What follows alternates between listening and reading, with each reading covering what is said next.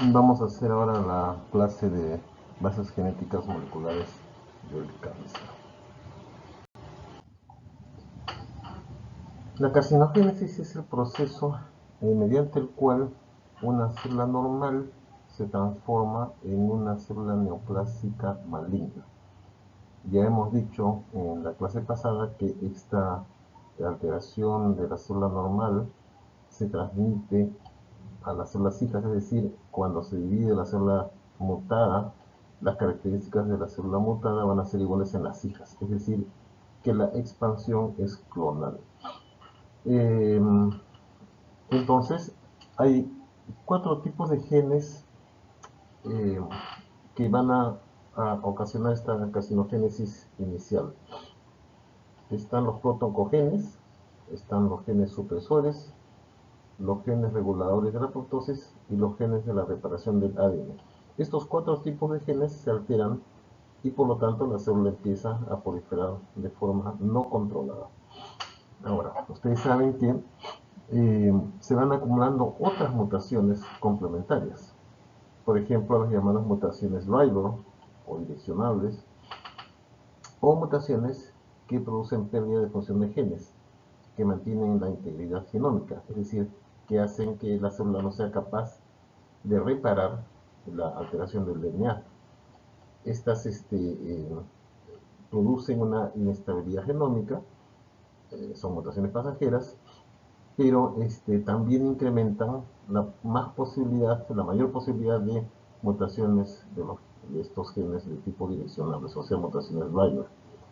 Hay otras mutaciones más todavía que interfieren con la respuesta inmune o que estimulan la interacción con el estómago para poder invadir. De tal manera que no son solamente estos 4 tipos de genes, sino otras alteraciones, otras mutaciones que se van sumando y van a ocasionar finalmente la neoplasia. Ya hemos dicho que esto se da en múltiples etapas, se van acumulando las alteraciones genéticas. Sabemos que inicialmente todo ocurre en una célula normal, pero luego va a haber una progresión tumoral que finalmente va a ocasionar que sobrevivan las clonas más capaces de hacerlo, es decir, las más fuertes, las más capaces. Estas, que son las seleccionadas de forma darwiniana, tienen mayor agresividad y por supuesto se resisten a la terapia. Acá en el dibujo o en el esquema ustedes pueden ver que a partir de una célula normal se va a iniciar una serie de mutaciones. Estas células que han iniciado las mutaciones tienen propiedades de célula madre, eh, pero como hemos dicho, van a agregarse otras mutaciones más y esta finalmente va a ser ya una célula cancerosa inicial. Se van a adicionar más mutaciones que van a producir un conjunto de células mutadas, pero como dije en la clase pasada, estas células mutadas van a subdividirse en subclonas que van a tener diversas capacidades. ¿De acuerdo? Entonces, hay una mutación inicial, se adquieren varias características cancerosas y luego va a haber una evolución debido a otras mutaciones posteriores. Este es un ejemplo muy claro de lo que he dicho. Fíjense el ejemplo de la transformación de un colon normal a un cáncer de colon en casos de poliposis. Fíjense ustedes, primeramente se ve un colon normal con sus partes histológicas que ustedes conocen muy bien, que es la mucosa, la submucosa y la muscular propia. Pero podría ocurrir, por ejemplo, una alteración del gen APC en línea germinal, una mutación somática adquirida. Esto sería un primer golpe. Una persona que tiene esta alteración del gen APC tiene un primer hit, un primer golpe. Esta mucosa todavía no está alterada, como ustedes pueden ver claramente aquí, pero ya es una mucosa que está en riesgo. Hasta ahora todavía no se produce ningún problema en el mismo tejido, pero ya hay una alteración de un gen. Si se agregan otros problemas, por ejemplo, si con el tiempo se agregan anormalidades en la metilación, o se inactiva un segundo alelo del mismo gen APC, entonces esta mucosa, como pueden ver aquí, ya empieza a tener algunos cambios celulares, unas alteraciones celulares, que eh, pueden derivar a un adenoma, o sea, a un tumor benigno, cuando se produce la activación o la mutación de otros genes como el del KRAS, por ejemplo, en el cromosoma 12. Esta mutación del RAS, que es un protoncogen que al transformarse se convierte en un oncogen, colabora en la formación de un adenoma. Hasta este momento, esta sumatoria de alteraciones ha producido un adenoma, un tumor benigno. Esto podría quedar aquí, podría ya no seguir progresando, pero si por mala suerte este paciente ocurre una pérdida de la homocigosidad o de la heterocigosidad en realidad, y se alteran una serie de genes supresores como el P53, entonces va a ocurrir ya una transformación del adenoma a un carcinoma. Este carcinoma aquí podría incluso ser susceptible de otras mutaciones más, eh, y algunas otras alteraciones cromosómicas, como por ejemplo la activación de la telomerasa o otros genes, y esto va a hacer que este carcinoma sea invasivo y sea metastásico. Claro, también hay la otra posibilidad de que en este adenoma se active el gen P53, que es un gen normal, que no alterado, y se puede producir la senescencia de este adenoma y simplemente no va a ocurrir nada más. Pero vean que todo esto ocurrió a partir de una célula normal que luego se transformó en un caso a un carcinoma y en otro quedó como un adenoma, dependiendo de, al final, de más alteraciones de los genes. Pero una célula neoplásica tiene una serie de características que hacen que tenga esa evolución, una evolución totalmente maligna. Por ejemplo, una célula tumoral evita ser destruida por el sistema inmune. Pero una célula tumoral maligna evade a los genes supresores, de tumores. Es una célula que se replica constantemente y adquiere una característica de inmortalidad. Es más, la inflamación podría promover el tumor mismo, o sea, en lugar de favorecer eh, el ataque a la célula tumoral, muchas veces la inflamación podría promover un crecimiento tumoral. Una célula maligna eh, activa la invasión y la metástasis, suele ser inestable genómicamente, de tal manera que puede estar mutando a cada momento, tiene un fenotipo modelador, se resiste a la muerte de la apoptosis, es una célula que induce la angiogénesis y además disregula la energía a su favor. O sea, es decir, adopta una serie de mecanismos para aprovechar mejor la energía. Y además tiene sustancias o moléculas o proteínas que son producidas por la célula tumoral y que incrementan la señalización de la proliferación. Es decir, tiene una proliferación sostenida autónoma. Entonces, hay una serie de mecanismos que hemos ido mencionando. Fíjense que lo que vamos a repasar hoy día de forma rápida, bueno, en la medida de lo posible, son los siguientes tópicos, ¿no? Cómo es que una célula tumoral tiene esta autosuficiencia para siempre estar activada por las señales de crecimiento, cómo va a ser insensible a las señales inhibitorias de crecimiento, cómo va a alterar su metabolismo para favorecer el uso de la energía, cómo evade la apoptosis, cómo va a tener este potencial replicativo de forma ilimitada, cómo va a producir una angiogénesis sostenida, cómo tiene esta habilidad para invadir y metastatizar, y cómo también tiene habilidad para evadir la respuesta inmune. Vamos a ir viendo punto por punto estos aspectos. ¿Cómo es que una célula tumoral tiene autosuficiencia en las señales de crecimiento? Esto es debido a que se alteran los protoncogenes. Los protoncogenes son genes normales que estimulan el crecimiento de forma normal y que están totalmente regulados y controlados. Dentro de los protoncogenes, que son, como repito, genes normales, están los siguientes proteínas que son codificadas por estos protoncogenes. Por ejemplo, los factores de crecimiento con sus receptores, las proteínas transductoras de señales, los factores de transcripción, que son reguladores nucleares, las proteínas reguladoras del ciclo celular y las proteínas reguladoras de la apoptosis. Esto es normal.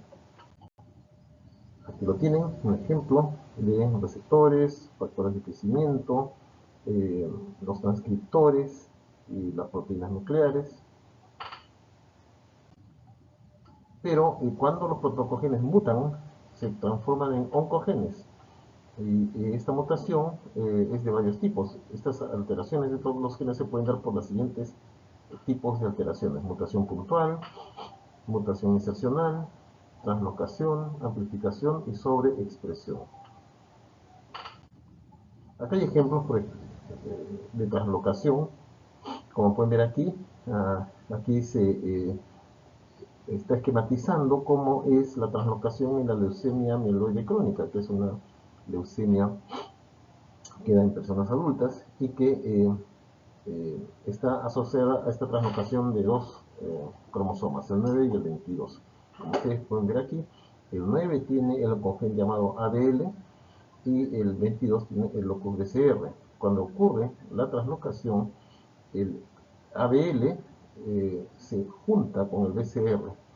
Esta unión va a producir una zona que se llama ABL-BCR, ¿no? Que es un gen híbrido. Este gen híbrido tiene una acción tirosinquinasa que activa el crecimiento celular y las señales que activan justamente esta proliferación. Entonces, estos pacientes van a tener la señal de activación de crecimiento constantemente activada, ¿no? Debido a este híbrido ABL-BCR, que vendría a ser el cromosoma de Filadelfia, ¿no? Así conocido. Por supuesto que si yo inhibo esta acción tirosinquinasa con alguna medicación que ahora existe, entonces bloqueo esta acción. Bien, otro ejemplo, el linfoma de Burkitt. Vean ustedes cómo consiste en la translocación de zonas del cromosoma 8 con la del 14, específicamente la zona del oncogen MIC, el MIC, que se une con la zona del gen de inmunoglobulina y se forma esta zona, ¿no? De unión del MIC y el gen de la inmunoglobulina. Esto lo que hace es que se favorece o se incrementa la proteína MIC, y la proteína MIC justamente tiene como función incrementar la expresión de genes de procrecimiento, o sea, incrementa la proliferación celular. Estos son dos ejemplos de translocaciones conocidas, dos enfermedades conocidas, como son la translocación 922 de la leucemia mieloide crónica y la translocación 814 del linfoma de Burkitt. Otro ejemplo de alteración en estos genes es la amplificación. Acá, por ejemplo, tienen el cromosoma donde está el MIC, y cuando se produce la llamada amplificación, se va a multiplicar varias veces esta zona del MIC, como pueden ver aquí, ¿no? Y en una zona llamada HSR, que es una zona de definición amplificada, ¿no? O homogénea, ¿no? Esto significa homogeneous stain region, ¿no? Región de función homogénea, ¿no? Aquí está. Esta es una forma de amplificación. Es evidente que la función del MIC amplificada varias veces va a producir mayor señal o mayor proliferación celular, ¿cierto? Porque está amplificada. Otra forma de amplificación es la de la conformación de dobles minutas, que son la multiplicación de esta área del MIC, pero en pequeños segmentos cromosómicos llamadas dobles minutas. Estas dobles minutas también amplifican la función del MIC, ¿no? Esto se puede ver en el MIC, como está ejemplificado aquí, o también en el ERDOS-NEM, que es otro gen que se puede alterar de forma con el tipo de alteración llamada amplificación. Entonces los oncogenes, que son productos de los protooncogenes alterados, producen oncoproteínas que son las mismas que normalmente producen los protooncogenes, es decir, oncoproteínas llamadas factores de crecimiento, receptores de factores de crecimiento, transductores de señales, o factores de transcripción nuclear, o factores llamados reguladores del ciclo celular, o CDK, ¿no? Acá en el libro de Robbins pueden ustedes notar varios ejemplos de factores de crecimiento y de receptores de factores de crecimiento, ¿no? En cuanto a los factores de crecimiento, acá mencionan, por ejemplo, el factor de crecimiento derivado de las plaquetas, ¿no? Cuya sobreexpresión está asociada al astrocitoma. Acá hay otros más que ustedes pueden ver. Dentro de los receptores de factor de crecimiento está la familia muy importante de los receptores de factor de crecimiento epitelial, ¿no? Epithelial Growth Factor Receptor Family. Y dentro, normalmente, los protoncogenes son el protoncogen RB1 y el RB2. El RB1 es el EGFR, que ahora está muy, digamos, mencionado en muchas investigaciones por su implicancia en el tratamiento, que muta y se convierte en el oncogen EGFR, y que se ha visto esto, y se ve con cierta frecuencia, acá pero con mucha frecuencia, en el adenocarcinoma de pulmón, ¿no? El EGFR mutado se ve con mucha frecuencia en el cáncer de pulmón en el Perú, en el adenocarcinoma de pulmón. El RB2, que es el ER2-neu, se amplifica y se convierte en el oncogen ER2-neu y se ve con mucha frecuencia en el carcinoma de mama. Y así por el estilo, ¿no? Hay más ejemplos aquí que ustedes lo pueden leer en el libro de receptores. Aquí está lo que ya hemos visto, ¿no es cierto? Otros ejemplos aquí, pero también están los transductores de señales, que la familia pues, de las proteínas GTP o G, ¿no es cierto? Cuyos protoncogenes son el KRAS, el HRAS, el NRAS, el GNAC, el GNAS. Los más importantes y más conocidos son los del KRAS, que se alteran por mutación puntual, y esta mutación del KRAS se ve mucho en el cáncer de colon, de pulmón, en el pancreático también, ¿no? El HRAS en el de vejiga y en el riñón, ¿no? ¿De acuerdo? Acá hay otro que es muy importante, el BRAF, ¿no? Que es un transductor de la señal RAS, que se altera por mutación puntual y se convierte en el oncogen BRAF, y se ve con mucha frecuencia en melanomas, leucemias, carcinoma de colon, entre otros. Otro que es importante es el JAK-STAT, ¿no? Oncogen JAK2, que se altera por mutación puntual o translocación, y que, siendo ya el oncogen JAK2, esto se asocia mucho con los neoplasias mieloproliferativas o la misma leucemia linfoblástica aguda, ¿no? Están los reguladores nucleares, como los activadores de la transcripción, como ya mencionamos, el MYC y el NMYC, alterados por translocación y amplificación respectivamente, y que se ven, como ya dijimos en el ejemplo, en el linfoma de Burkitt del MYC y el neuroblastoma por el NMYC, ¿no? Ya mutado. Los reguladores del ciclo celular están las famosas ciclinas, que son las ciclinas D1, o las quinasas dependientes de ciclinas, que son las CDK4, y se alteran por translocación y amplificación cuando son las ciclinas, y por amplificación o mutación puntual cuando se refieren a la CDK4, ¿no? Las quinasas dependientes de ciclina. La primera se ve en el linfoma del manto, muy importante, en el mieloma múltiple y en el cáncer de esófago o de mama. La segunda se ve en el glioblastoma, por ejemplo, ¿no? Bien, acá tenemos un ejemplo que va a ayudar a entender bien cómo se altera este mecanismo. Habíamos dicho que el RAS es un protoncogen normal, ¿cierto?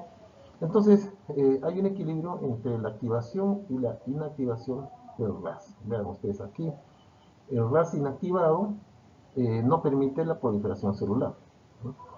Pero ustedes saben que hay momentos en que se requiere que se active para la multiplicación celular, y entonces en este caso se produce la activación del RAS.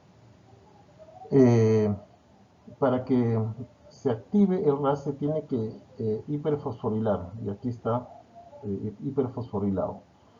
Se cumple la función entonces, que es que el RAS activo estimula estas señales, la del RAF y la del MAPK, para activar la transcripción, o la del PI3K, que estimula el AKT y el METOR, y esto en el primer caso era para activar la transcripción y en el segundo caso para incrementar la síntesis de proteínas o favorecer el metabolismo pro crecimiento, ¿no? Vean ustedes, eso también lo hace el MIC, y las ciclinas por la transcripción favorecen la población del ciclo celular. Entonces la célula crece de forma normal, pero como esto tiene que ser regulado, porque no siempre va, normalmente no debe que ser de forma continua, entonces viene la desactivación del RAS, en este caso por la GAP. Entonces, la GAP simplemente inactiva el RAS y se detiene este crecimiento, ¿no? La inactivación es por la hidrólisis del GTP, ¿no es cierto? De la guanosina trifosfato, que es la hiperfosforilación del RAS activo, a la guanosina difosfato, que ya está hipofosforilada, ¿no? De tal manera que la inactivación bloquea este crecimiento, ¿no? Entonces, es así como funciona normalmente. Pero ¿qué pasa cuando, de alguna manera, por ejemplo, el GAP se altera o se bloquea? Entonces ya no habría inactivación del RAS y estaría constantemente enviando señales para el crecimiento celular. Esa sería una forma, ¿no es cierto? Aquí, como ustedes pueden ver, también hay genes o proteínas supresoras como el PTEN, que inactiva el PI3K, pero el PTEN también se podría alterar y no suprimir esta ruta PI3K y podría estar constantemente también activada, constitutivamente activada. Así que cuando se alteran la inactivación, es cuando ocurren, en este caso, la proliferación continua. Otra forma podría ser muchas señales de factor de crecimiento, o otra forma podría ser muchos receptores, en fin, una serie de alteraciones que podrían finalmente terminar en un crecimiento exagerado, ¿no? Aquí tienen ustedes ejemplos del ciclo celular. Recuerden el ciclo celular, las fases G1 a S, G2 a M.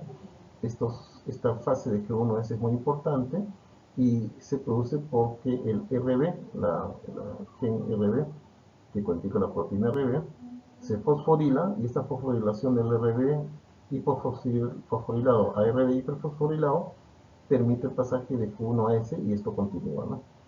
El ciclo celular. Ahora, ¿quién estimula el pasaje de RB a RB fosforilado? Las ciclinas. Las ciclinas estimulan el ciclo celular. Están la ciclina D, la ciclina A, etc.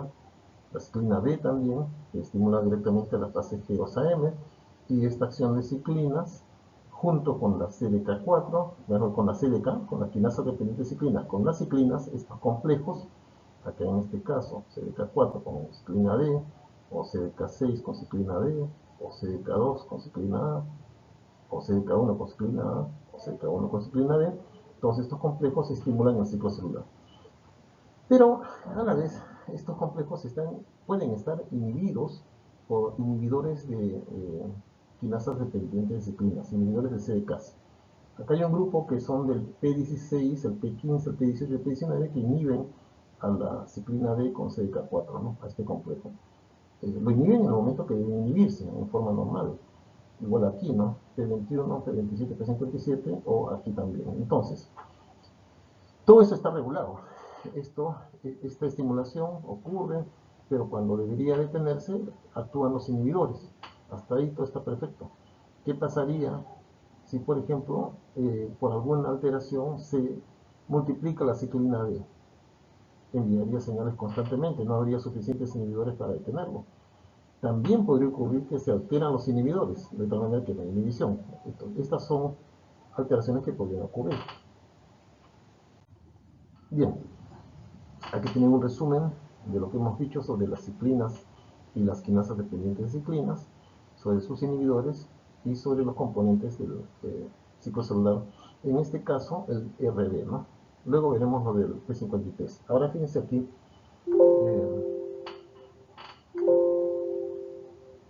perdón.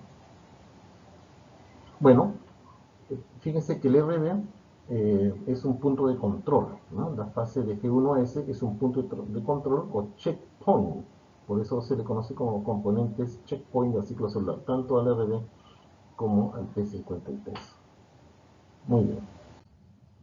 Entonces, hemos hablado, acabamos de hablar de los protoncogenes, que son normales, promueven crecimiento normal, pero cuando mutan se convierten en oncogenes que hacen que la célula tenga una función autónoma, que ya sea independiente de señales, y un oncogene no es sino un protoncogene mutado. No olvida eso.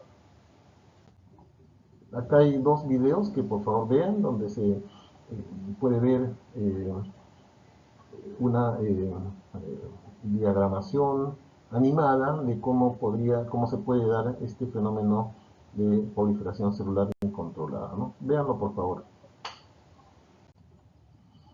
Bien, entonces ya hemos hablado, acá está el resumen de que es una oncoproteína, todo lo que hemos hecho está aquí. Y ahora vamos a la segunda parte, que es la insensibilidad a la inhibición del crecimiento. Así como hay oncogenes que inducen la proliferación celular, están los genes supresores tumorales que son normales y que deberían detener el crecimiento de una célula, pero cuando se alteran, entonces no cumplen su función supresora. Es decir, cuando están inhibidos, no cumplen su función supresora. Aquí tienen ejemplos de anti-oncogenes o genes supresores. Normalmente, como repito, inhiben la proliferación celular y son reguladores. Aquí están varios ejemplos de genes supresores: el RB, el APC, el BRCA1, o también conocido como BRCA1, P53, MWT1, NF1, NF2, VHL.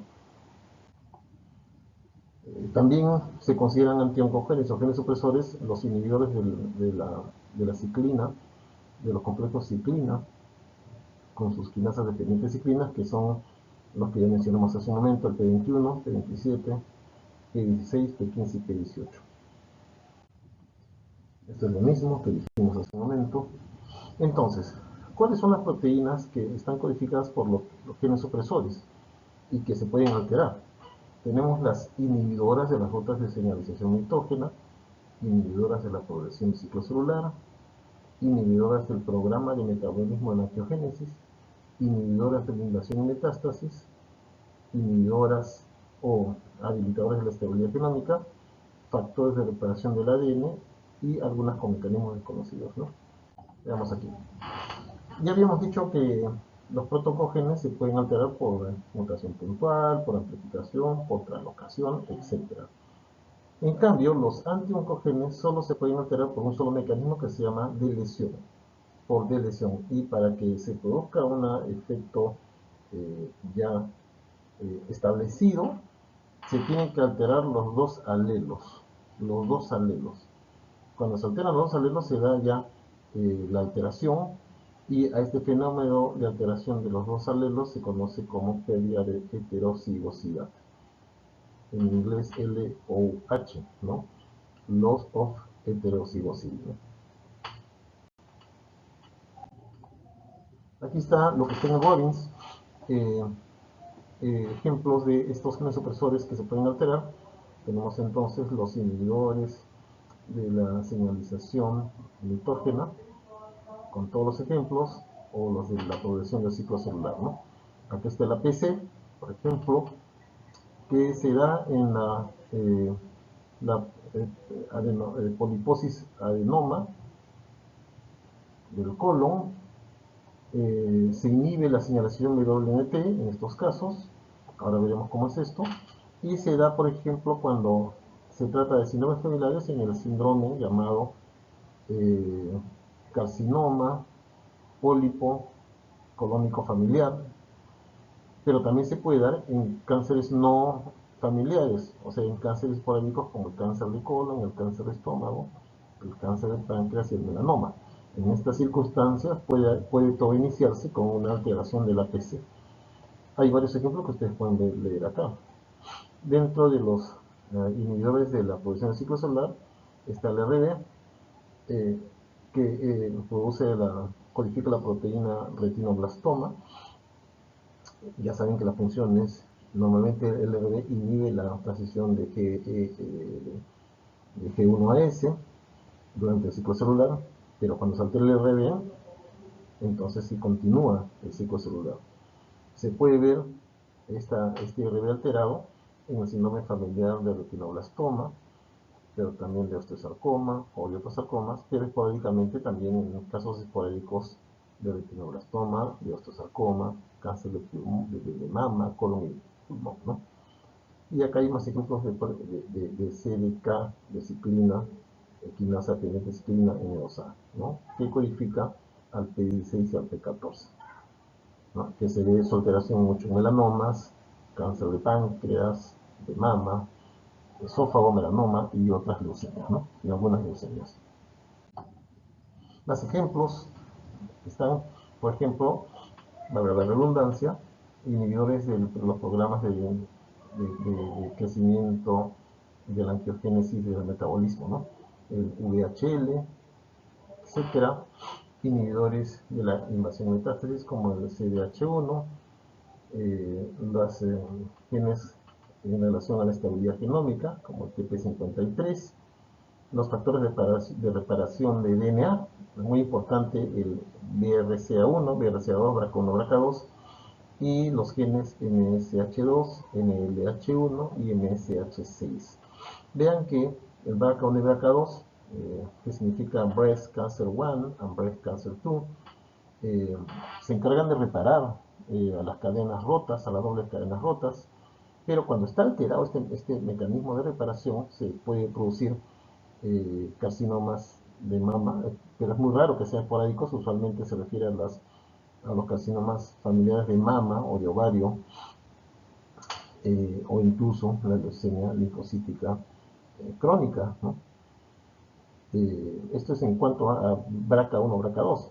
Ahora, en cuanto al MSH2, MLH1 y MSH6, que son genes reparadores por el sistema de mismatch repair, por reparación tipo mismatch del DNA, cuando están alterados estos genes reparadores, se puede producir esporádicamente el cáncer de colon o el carcinoma de endometrio, pero importantemente en el carcinoma llamado no poliposis del colon hereditario, ¿no? Este carcinoma no poliposis hereditario del colon eh, es familiar, se asocia a la alteración de estos genes y es muy importante detectarlo para hacer toda una consejería genética de la familia, ¿no?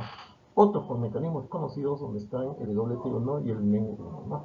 El tumor de Wilms es el WT1 y se ve su alteración en el tumor de Wilms familiar o incluso en casos esporádicos, ¿no?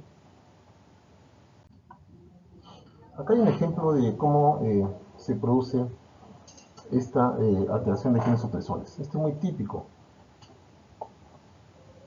En casos familiares, ya el producto, el, el feto, el embrión del feto ya tiene la alteración de un RB, de un alelo, vean acá, ¿no?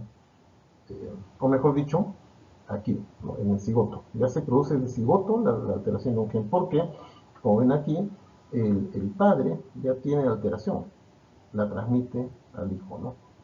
Y se produce, es decir, es un embrión que ya tiene un gen alterado.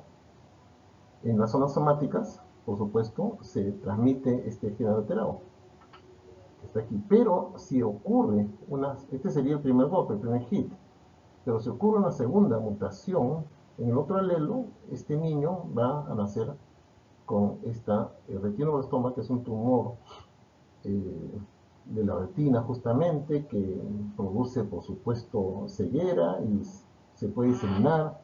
Muchas veces es intratable y los niños terminan falleciendo, ¿no? Por supuesto, cuando nace un niño con este problema, hay que hacerle nucleación. Muchas veces nacen con el problema en los dos ojos, hay que nuclear los dos ojos y dar una serie de tratamientos, ¿no? Pero es un problema muy, muy severo, ¿no? Ahora, el tumor de Wilms puede ser también esporádico, ¿no? Fíjense aquí, no hay ninguna transmisión de ningún gen, pero podría esta persona, este niño, por mala suerte, tener una primera mutación, un primer hit de forma esporádica y después agregarse otro segundo hit. Entonces se produce ya la alteración y la formación de retinoblastoma esporádico, ¿no?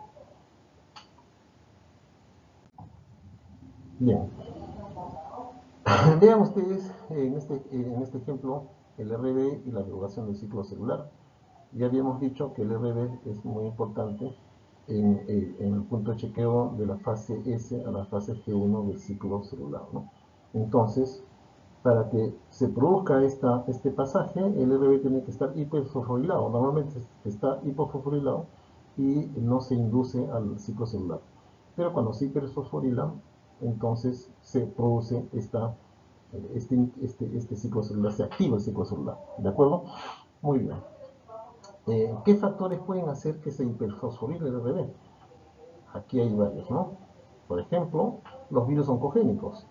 La proteína E7 del papiloma virus humano podría simplemente ligarse al RB e impedir su hiperfosforilación, de tal manera que favorece el ciclo celular. Otros factores de crecimiento, como el factor de crecimiento epitelial, o el factor de crecimiento transformante alfa, o el factor de crecimiento de plaquetas, etcétera, podrían activar a los complejos ciclina y quinasas dependientes de ciclina, como está acá, ¿no? La ciclina D1 con CDK4 y ciclina E con CDK2, y esto va a estimular la hiperfosforilación. Esta sería otra forma. También, otros factores como la alteración de los inhibidores, ¿no? Como dijimos hace un momento. Bien. Esto es lo que pasa aquí. El rol del RB en la proliferación celular, ¿no? Bien, aquí hay normalmente el RB hipofosforilado. Miren que el RB controla a una proteína que es la llamada E2F. Está controlada, ¿no? Y de tal manera que esta proteína 2F, unida con la metilhistona transferasa y la histona de acetilasa, no pueden activar la transcripción, está bloqueada cuando el RB está hipofosforilado, ¿no? Ahora, ¿por qué está hipofosforilado, no? A pesar de que acá tenemos el complejo ciclina D con CDK4 o ciclina E con CDK2, porque los inhibidores, como dijimos, del P16, por ejemplo, que también se conoce como INK4A, inactivan a este complejo, de tal manera que ya no se puede hiperfosforilar el RB, ¿cierto?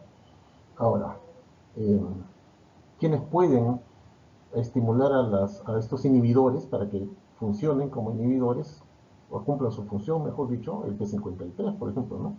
O el factor de crecimiento transformante beta, que son supresores, de tal manera que activan a estos inhibidores para que cumplan su función de inhibición. Muy bien, hasta aquí hay inhibición. Ahora, ¿qué es lo que produce la hiperfosforilación del bebé? Por ejemplo, que factores de crecimiento activen al complejo ciclina de CDK4 o ciclina de CDK2 y se hiperfosforila, como pueden ver ustedes acá. ¿Y qué pasa cuando se hiperfosforila? Se libera el E2F, de tal manera que el E2F ya no tiene a la histona de acetilasa ni a la histona metiltransferasa y puede cumplir su función de activar la transcripción, como se puede ver aquí, ¿no? Eso es lo que sucede. Esto es lo mismo que está explicado. Entonces, en resumen, está escrito aquí lo que hemos ya dicho sobre el factor de transcripción E2F, la hiperfosforilación del RB y cómo es que RB, su efecto que debe ser de antiproliferativo, está bloqueado, ¿no? Cuando se bloquea, cuando hay mutación del RB, cuando hay amplificación genética de CDK4 y los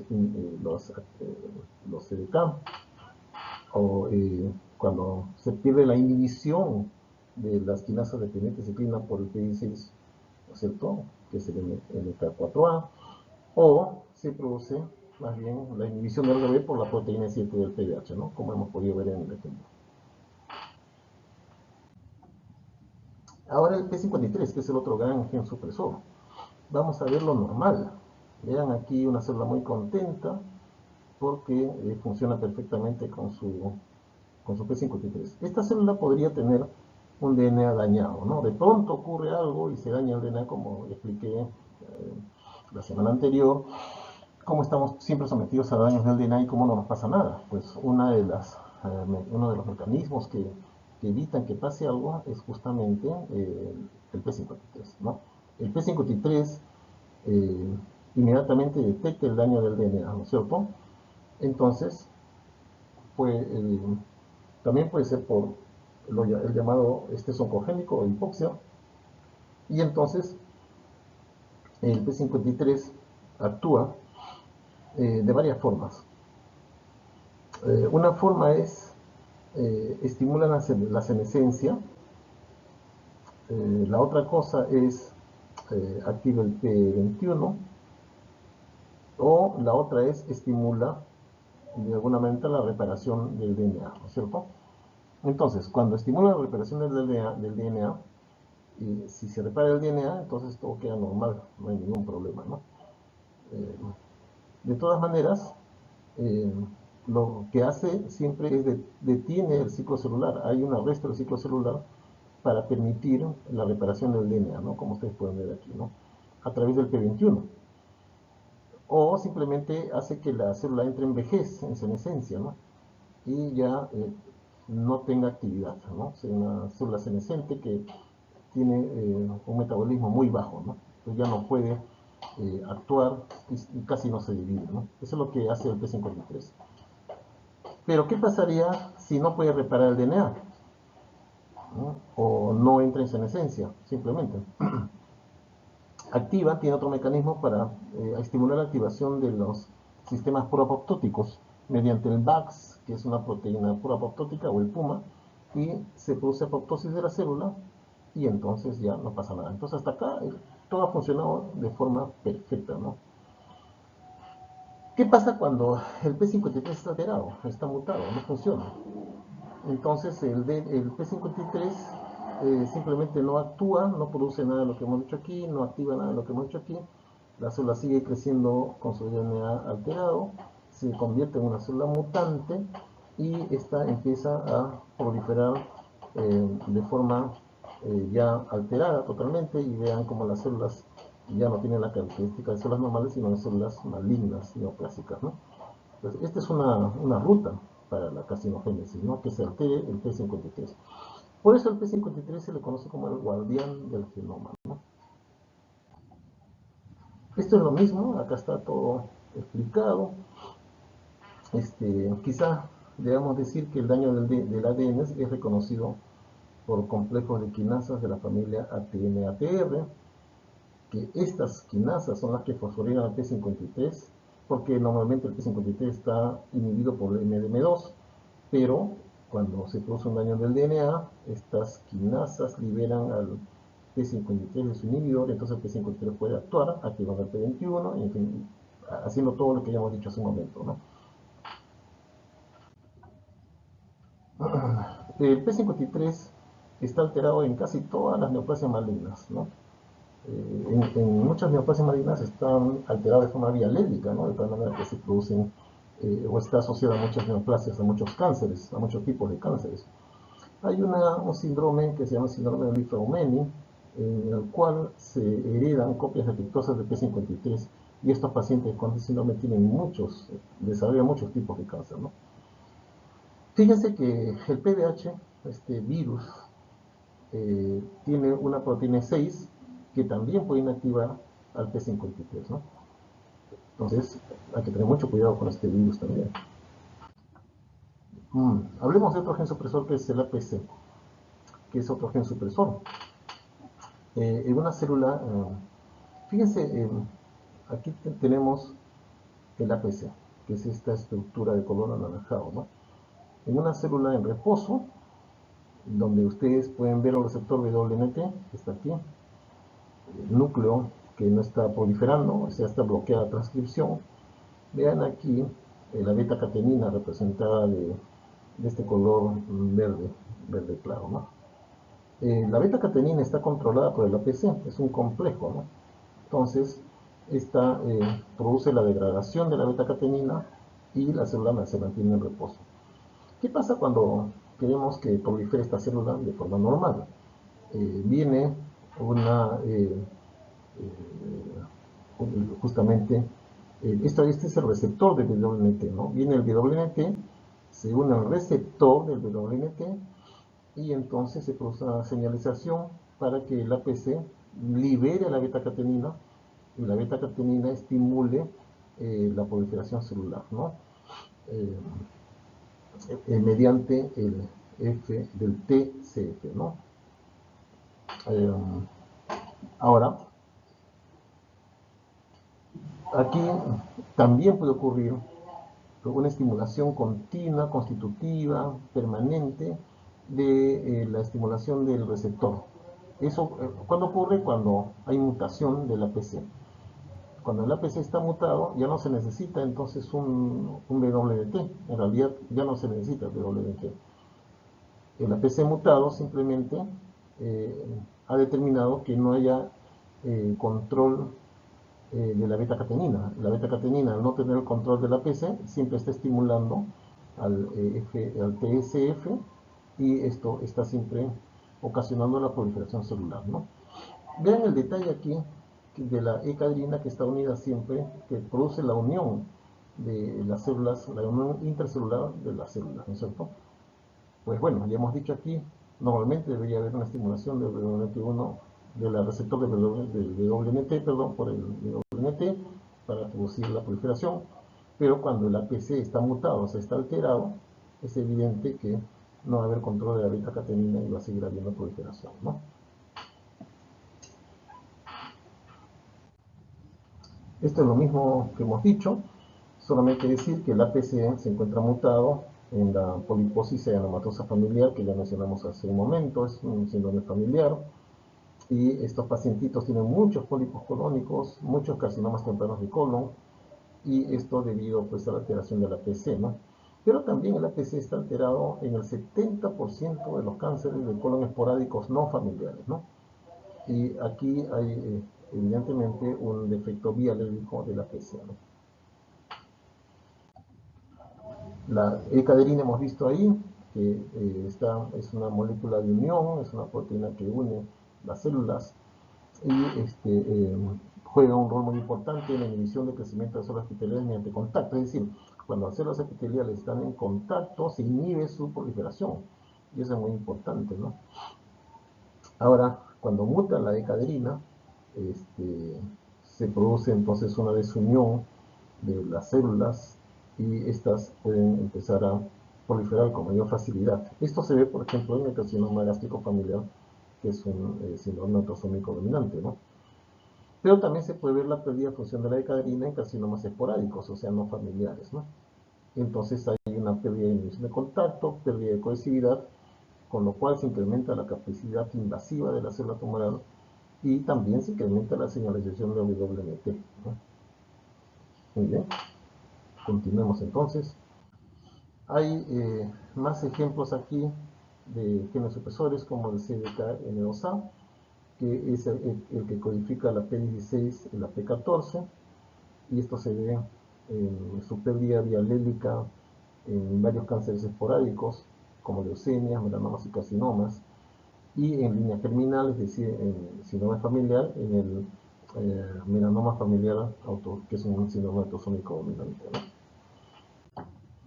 Este es otro gen supresor, el beta, el factor de crecimiento transformante beta, que es un gen supresor, pero que es un gen que tiene funciones pleiotrópicas, es decir, que también puede ser, además de ser supresor, también puede ser más bien un gen que favorece el crecimiento, es decir, tiene diversas funciones.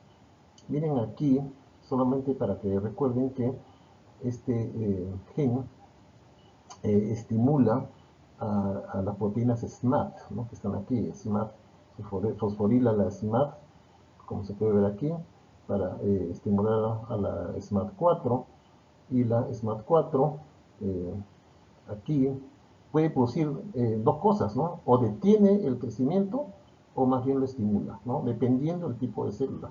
Por eso se dice que tiene función pleotrópica, ¿no? Es decir, puede tener funciones opuestas, ¿no? Pero va a depender del tipo de célula a la que está estimulando.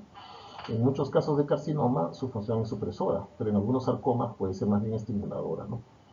Y vean otra cosa interesante de este gen supresor, llamado supresor, ¿no? Pero como hemos dicho puede también ser estimulador, que tiene aquí relación con muchas rutas, como la del PI3K, la del RAS, la del P53, ¿no? Tiene relación con muchas otras rutas que están aquí. Así que es un gen complejo, pero que sí es muy importante porque se relaciona con estas proteínas del SMAP, ¿no?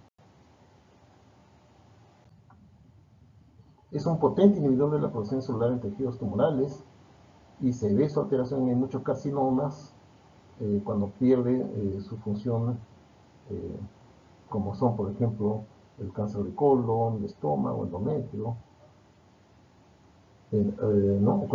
O también cuando ya no puede traducir señales tipo SMARTS, por ejemplo, ¿no? Como hemos visto acá. Ahora, aquí se reitera que es complejo porque no solamente puede tener una función supresora, sino también pro-oncogénica, ¿no? Dependiendo del tipo de célula, que está, en la que está produciendo su acción, ¿no? Así que su alteración va a depender del tipo de célula. Acá hay otro gen supresor que es el PTEN, que es un regulador negativo de la señal PI3K, AKT, como hemos visto en el diagrama anterior. Esto, desde el punto de vista heredofamiliar, se ve en el síndrome de Cowden, su alteración, quiero decir, ¿no? El síndrome de Cowden, que es otro desorden autosómico no dominante asociado con cáncer de mama y endometrio familiar, ¿no? Pero la pérdida bialélica se asocia con muchos tipos de cáncer, ¿no? El NF o neurofibrominina, que codifica a la GTPasa, que es un regulador negativo al RAS, como ya hemos visto, ¿no? El, el GAP es habíamos hablado del GAP, que es la proteína activadora de la GTPasa, ¿no? El GAP, proteína activadora de la GTPasa, que es la que regula al RAS, como vimos en el ejemplo. Y su mutación en línea germinal se ve en la neurofibromatosis tipo 1, ¿no? La NF2 es la neurofibronina 2 o la proteína de origen de Merlin, mejor dicho, codifica la proteína neurofibronina 2, que es la proteína Merlin, que es una proteína del citoesqueleto que está, digamos, comprometida en la inhibición por contacto, ¿no? Y su función en línea germinal, es decir, en síndromes heredofamiliares, se ve en la llamada neurofibromatosis tipo 2, que es un síndrome, una enfermedad autosómica dominante que tiene alto riesgo de producir schwannomas, ¿no? Luego tenemos al WT1, que es, todos estos son supresores, ¿no es cierto? Que es un gen que codifica un factor de transcripción necesario para el desarrollo del tejido genitourinario. Así que, evidentemente, su función, su pérdida de función en línea germinal se asocia al tumor de Wilms, que es un cáncer renal de neonatos que es bastante agresivo, ¿no? Bien, tenemos más genes supresores, el PTCH1, el PATCH1, que codifica a un receptor de membrana y es un regulador negativo de ruta Hedgehog, ¿no? Esta ruta, o este gen, está alterado en línea germinal en el síndrome de Gorlin, que es una autosómico dominante también y que se asocia a otro riesgo de carcinoma vasocelular y neuroblastoma. Pero también en cánceres esporádicos, cuando pierde función de forma bialélica, como son también el carcinoma vasocelular y medulloblastoma esporádico, ¿no? Muy bien, tenemos el VHLA, el VHL, que codifica un componente de la ligasa ubiquitina, que es la responsable de la degradación del HIF, que es un factor de transcripción que altera la expresión génica en respuesta a la hipoxia, ¿no? Su pérdida de función en línea criminal se ve en el síndrome de von Hippel-Lindau en el cual hay alto riesgo de carcinoma renal y feocromocitoma. Y también puede perderse su función bialélica en el carcinoma renal esporádico, ¿no? Bien, eso es en cuanto a la alteración de genes supresores. Esto lo pueden leer con más calma en el libro. Y ahora repasemos rápidamente alteraciones metabólicas en relación con el efecto Warburg, que es como una célula tumoral aprovecha de forma bastante eficiente a la energía. En el cáncer hay alto nivel de glucosa, pero en este caso por incremento de la vía del lactato, la vía glicolítica. A esta utilización de la vía glicolítica se le conoce como el efecto Warburg. Esta activación de la vía del lactato favorece un crecimiento rápido y lo hace con mayor eficacia que la fosforilación oxidativa. Esta utilización de esta ruta se ve en las células neoplásicas malignas y también en las embrionarias de rápido, que ustedes saben que las embrionarias crecen rápidamente, ¿no? Ahora, eventualmente, una célula neoplásica podría activar la autofagia cuando, por ejemplo, una célula cancerosa no tiene muchos nutrientes, hay una deprivación severa de nutrientes, y entonces activa la autofagia para tener una forma de defenderse contra esta deprivación de nutrientes, ¿no? Este fenómeno de autofagia en las células cancerosas se puede ver o puede estar asociada a fallas terapéuticas, ¿no? Aquí tienen una célula quiescente, que está aquí. La célula quiescente entonces utiliza el ciclo de Krebs, ¿no? Gracias a la utilización de estos lípidos y aminoácidos en catabolismo. Entonces, mediante el ciclo de Krebs se produce el ATP y también puede producirse la autofagia aquí.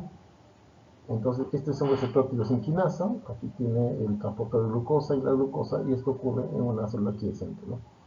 Pero en una célula en crecimiento como la embrionaria o una célula tumoral, lo que ocurre aquí es que esta utilización de la glucosa va a preferir la vía glicolítica, ¿no? Y aquí está la vía del lactato. Hay una acción proteinquinasa, se produce la activación del lactato, se produce un incremento de la utilización de la glutamina. Fíjense que el MIT también favorece la utilización de la ruta de la vía glicolítica, ¿no? Vean aquí también el PI3K y el AKT, ¿no? Bien, ¿por qué se prefiere esta ruta glicolítica? Porque esta ruta va a favorecer la síntesis de proteínas mediante la AKT, va a favorecer la síntesis de nucleótidos, de aminoácidos y también la lipogénesis, y todo esto es necesario para que haya un crecimiento adecuado, ¿no? Y la nueva célula que se va a formar tenga características que le permitan seguir produciéndose y creciendo, ¿no?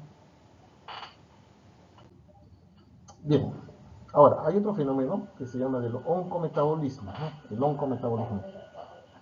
Acá hay un ejemplo de oncometabolismo. Hay una enzima que se llama la IDH, la isotrato deshidrogenasa, que puede mutarse, ¿no? Un gen que codifica esta enzima. Al producirse la mutación, este IDH mutado va a estimular la formación del oncometabolito 2-hidroxiglutarato, ¿no? Este oncometabolito. Este oncometabolito normalmente regula a las enzimas epigenómicas, ¿no? Las regula. Así que al haber esta disregulación, se van a producir cambios epigenéticos, como por ejemplo la metilación del DNA o la modificación de las histonas, y esto, por supuesto, favorece la expresión de genes carcinogénicos, ¿no? Estos cambios epigenéticos, de tal manera que se favorece la transformación celular. Es decir, ya no va a haber esta regulación, ¿no? Así que esto por el motivo por el cual se favorece el crecimiento celular. Aquí está resumido lo que hemos dicho sobre el efecto o el metabolismo de Warburg, sobre la autofagia y también cómo algunas oncoproteínas como la IDH mutada actúan provocando la formación de altos niveles de oncometabolitos que alteran el epigenoma, y este epigenoma conduce a cambios oncogénicos en la expresión génica, ¿no? Ahora veremos un poco más dentro de un momento sobre de qué se trata esto del epigenoma, ¿no? Bien, el otro gran grupo de proteínas alteradas es el de la evasión de la muerte celular mediante el mecanismo de la apoptosis, es decir, como una célula tumoral que evade la apoptosis. Ya no vamos a repasar esto, ¿no? Ustedes saben que hay proteínas proapoptóticas como el BAX y el BAC, o antiapoptóticas como el BCL2, el BCLX o el MCL1, o neutralizantes de la apoptosis como son el BAT, el BID y el PUMA, ¿no? Muy bien. Entonces, ya saben, esto no vamos a repasarlo, cómo es que por estas alteraciones de radiación o alteraciones por carcinogénicos químicos, etcétera, se puede dañar el DNA, y entonces por acción del P53 se activan las proteínas proapoptóticas y se produce la apoptosis, ¿no? Esto lo vamos a ver en detalle, pero aquí está un resumen de cómo funciona esto, como hemos dicho, pero sí valdría la pena decir que este fenómeno de la alteración de la apoptosis se puede ver en el linfoma folicular, ¿no es cierto? El 85% de los casos de linfoma folicular, que es un tipo de neoplasia de los linfocitos, se sobreexpresa en este 85% se sobreexpresa el BCL2, y el BCL2 es antiapoptótico y por eso estas células no mueren, pues no son células incapaces de morir. También se pueden, por supuesto, sobreexpresar otros miembros de la familia como el MSL1, ¿no? Y esto hace que la célula neoplásica sea permanente, que no sea capaz de, o mejor dicho, en el cual no se produce la apoptosis, y esto incluso se asocia a la resistencia a las drogas antineoplásicas, ¿no? Tomen en cuenta que las rutas intrínseca y extrínseca pueden estar alteradas, pero la más común es la vía intrínseca, que es la mitocondrial, ¿no?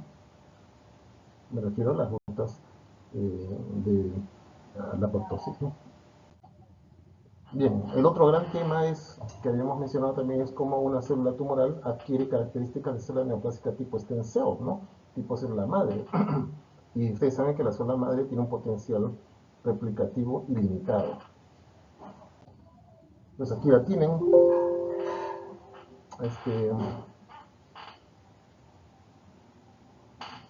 Los extremos de los cromosomas, creo que nos hemos salteado. Vamos a ver si puedo retroceder.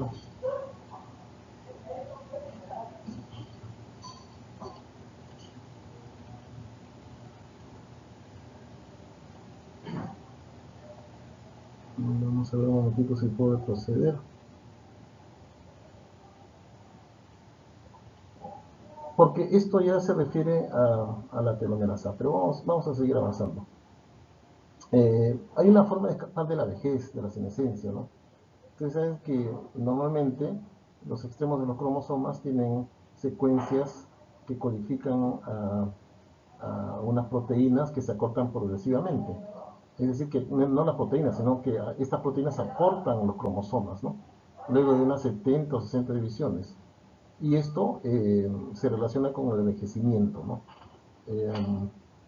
Entonces, a medida que se van acortando los cromosomas, se va produciendo el envejecimiento en cierto momento ya de la existencia. ¿Quién evita este acortamiento? La telomerasa, ¿no? Pero esto lo debe hacer en forma normal en ciertas circunstancias.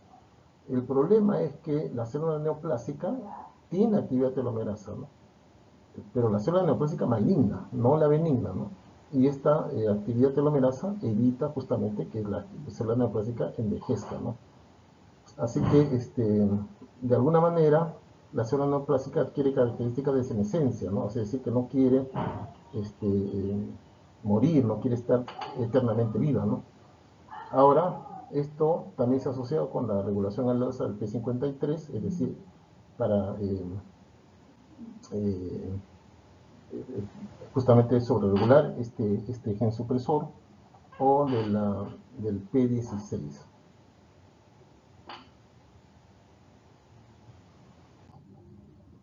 Hay otro concepto importante que es la catástrofe mitótica. Las células que se resisten a la senescencia, a la vejez, sufren crisis mitóticas, ¿no? Las células que quieren vivir eternamente, ¿no? Es decir, que se resisten a la muerte, ¿no? La senescencia finalmente trae como consecuencia la muerte, ¿no? La vejez. Ustedes saben que el P53 alterado evita justamente que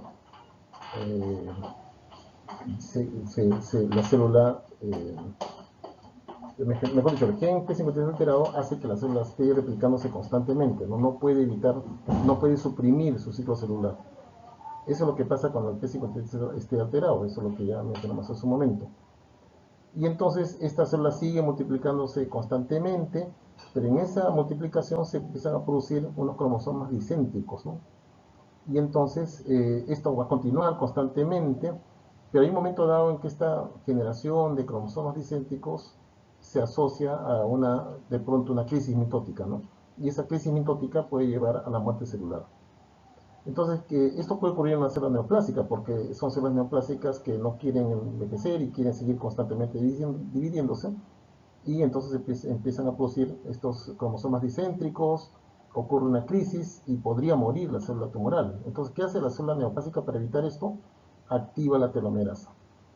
Al activarse la telomerasa, pues entonces va a evitar la muerte, va a seguir produciéndose y va a seguir proliferando, pero como una célula totalmente anormal, ¿no? Aquí está el esquema, que está en el libro también. Esto es lo que habíamos dicho, ¿no?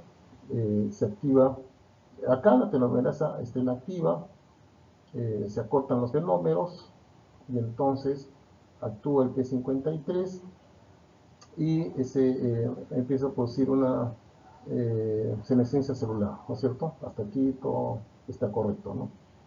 Pero, ¿qué pasa cuando el P53 está alterado? Entonces continúa la división y se empiezan a formar en un momento dado estos cromosomas dicéntricos que empiezan a dividirse constantemente y estos cromosomas dicéntricos son muy frágiles y se empiezan a romper, ¿no es cierto? Y este rompimiento de cromosomas ocasiona una catástrofe mitótica y puede introducir la muerte celular. Entonces, ¿qué hace la célula tumoral? Activa la telomerasa para que a pesar de que estén rotos estos cromosomas, sigan proliferando, pero ya en este caso son células alteradas, son células malignas, y entonces se produce, o mejor dicho, continúa la génesis del cáncer, ¿no?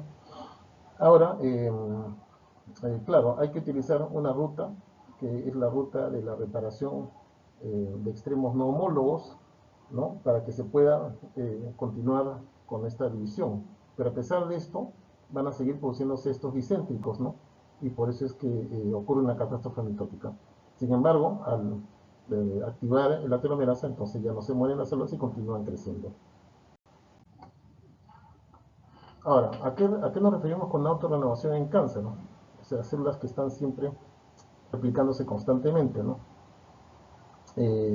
Una célula madre eh, o las células germinales expresan siempre telomerasa para justamente ser resistentes a la crisis mitótica, como hemos visto en el caso anterior, ¿no? Ya no se produce la crisis mitótica.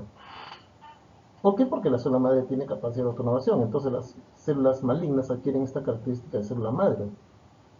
Una autorrenovación puede ser simétrica, es decir, las dos hijas son tipo célula madre, o puede ser asimétrica, es decir, que una sola hija tiene características de célula madre y la otra no. Muchas células malignas tienen capacidad de autorrenovación, es decir, de parecerse a una célula madre, ¿no? Y vamos a ver aquí un par de ejemplos.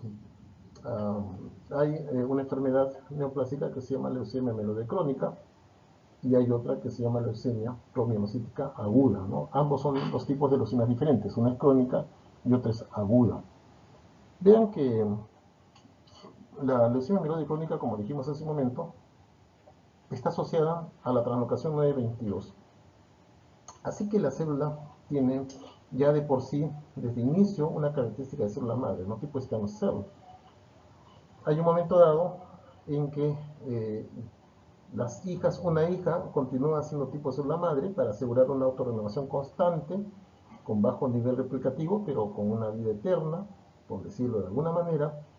Pero otra podría tener más bien ser de tipo mutador y que adquiere características de alta proliferación para producir un tumor muy grande, ¿no? Una población muy grande con alta proliferación celular. Esto puede ser un ejemplo.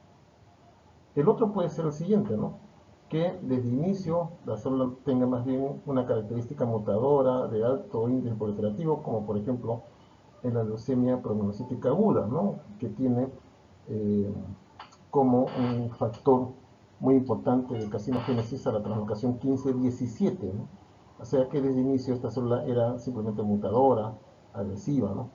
Pero en un momento dado podría adquirir propiedades stem cell, así que se vuelve tipo célula madre. Y esta célula madre puede tener a la vez continuar con una progenie de tipo célula madre, ¿no? Para continuar autorrenovándose con baja fracción de crecimiento, pero otros grupos de células pueden adquirir o continuar siendo mutadoras con alta fracción de crecimiento para así tener pues, conformación de tumores muy grandes, ¿no? Así que esta es una de las habilidades de una célula tumoral, ¿no? Tener siempre un grupo de células que tengan propiedades de célula madre, ¿no?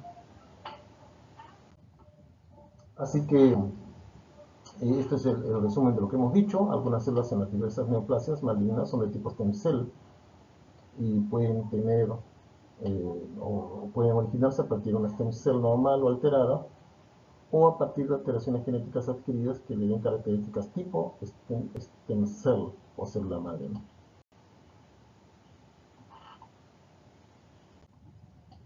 Hablemos un poquito de angiogénesis, que es otra característica de la célula tumoral, ¿no? Estimular la angiogénesis. Las células tumorales y las células inflamatorias producen factores y promotores de angiogénesis. ¿Cuáles son estos? Por ejemplo, el factor de crecimiento endotelio vascular o el factor de crecimiento transformante beta. Y factores angiogénicos, antiangiogénicos, perdón, o sea, contra la angiogénesis, como la trombospondina 1, que puede ser producida por la misma célula tumoral, o la angiotastina, la endotastina, la vasculotastina, que es producida por otro tipo de células. Así que la angiogénesis tumoral tiene que ver con un equilibrio de factores angiogénicos y antiangiogénicos, ¿no? Entonces, ¿esto cómo se inicia una angiogénesis tumoral? Con hipoxia, ¿no?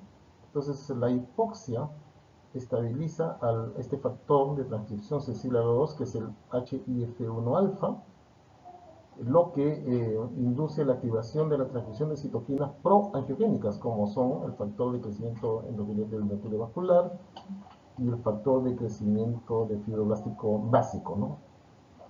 Estos estimulan la proliferación endotelial y el crecimiento de los neovasos hacia el tumor. Además, este factor de crecimiento de endotelio vascular incrementa la expresión de ligandos que tienen la vía del Notch. Esta vía del Notch, esta ruta del Notch, regula la ramificación y la densidad de los neovasos, de tal manera que se va produciendo esta angiogénesis tumoral. Entonces, mutaciones de estos genes, de genes supresores o de oncogenes, favorecen la angiogénesis. Por ejemplo, la mutación del RAS induce la transcripción del factor de crecimiento endotelio vascular. Las mutaciones en RAS o MYC regulan al alza la producción de este factor. Y el factor de crecimiento fibroblástico básico y el factor de crecimiento endotelio vascular están expresados en una serie de células tumorales, pero interesantemente pueden ser detectados incluso en suero y orina. Y aquí está esto resumido. Fíjense que normalmente el P53 inhibe la angiogénesis, ¿no? Por la síntesis de la trombondina, ¿no? Que dijimos que era un antiangiogénico. Pero cuando muta el P53, entonces estimula la angiogénesis. Fíjense que el P53 siempre está inmiscuido en una serie de mecanismos, ¿no? Aquí es lo que hemos dicho hace un momento, no lo vamos a repetir, sobre cómo se dispara la angiogénesis, ¿no? Por la hipoxia y a partir de la acción del HIF1 sobre el factor de crecimiento endotelio vascular. Bien, hablemos ahora un poquito de invasión y metástasis. Esta es la cascada metastásica, pero todo empieza aquí, desde que una célula, un grupo de células tumorales está creciendo en el lugar donde se inició. Vean, lo primero que ocurre es la pérdida de las uniones intercelulares. Miren cómo se rompen estas uniones intercelulares.